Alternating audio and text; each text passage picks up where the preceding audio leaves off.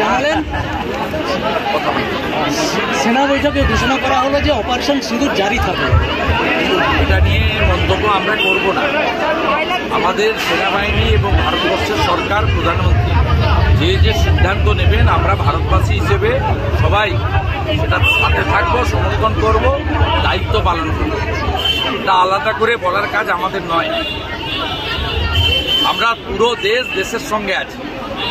140 কোটি জনগণ Indian army এবং প্যারামিলিটারি ফোর্সের সঙ্গে আমরা দাঁড়িয়ে আছি।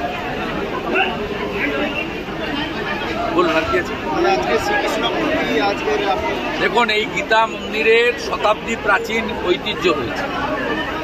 এই গীতা মন্দিরেতে পঞ্চকোটি বৃক্ষ রয়েছে। এখানে অনেক অতীত দিনের ইতিহাস আছে। নন্দীগ্রামের ইতিহাস যারা লিখেছেন সেই ইতিহাসের বইতে ছত্রে ছত্রে গীতা মন্দিরের কথা উল্লেখ আছে।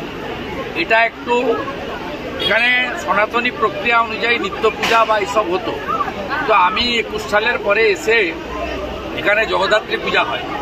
আমি জগদ্ধাত্রী পূজায় এসে দেখলাম যে জানকীনাথ মন্দির সেজে উঠছে, রেয়াপাড়া সিদ্ধিনাথজিউর মন্দির সেজে উঠছে, সিংহবাহিনী মন্দির সেজে উঠছে, বিভিন্ন জায়গায় হরিপুর, দাউদপুর, মহেশপুর, গোকুলনগর নানা সনাতনী প্রতিষ্ঠান সেজে উঠছে।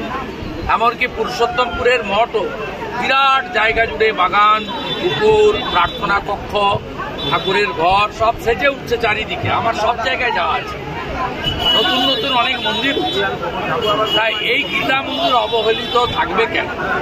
এখানে কিছু গ্রামের বর্ষিয়ার মানুষ তারা ধরে রেখেছিলেন, কিন্তু এখন আপনারা জানেন যে সকলের আর্থিক সংকট আছে, দাতার সংখ্যা কম এবং যে সামান্য দান পাওয়া যাবে তা দিয়ে কিছু হবে না।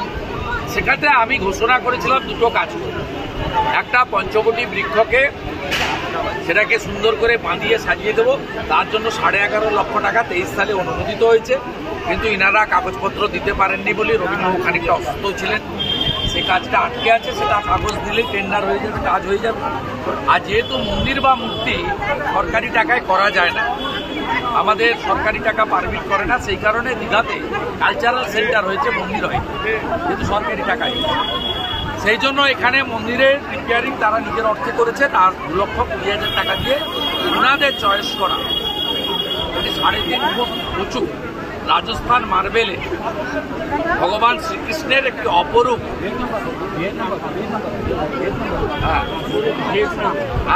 বিদেশি পাথর দিয়ে তারা করেছেন, রাজস্থানের শিল্পীরা বানিয়েছে। সেই পাথরের অপরূপ মূর্তি একটা তৈরি হয়েছে, প্রতিষ্ঠা হয়েছে।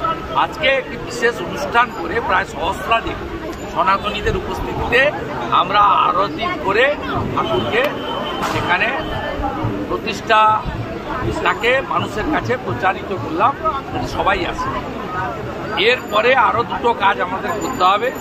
একটা আজকেই ঘোষণা করে গেলাম, এখানে সন্ধ্যাবেলা অন্ধকার থাকবে না, সোলার আলো আমরা লাগাবো। উচ্চমানের সোলার আলো কয়েকটা বসিয়ে দেবো, যাতে সন্ধ্যাবেলা একটু আলোকিত থাকে। এটা পবিত্র জায়গা।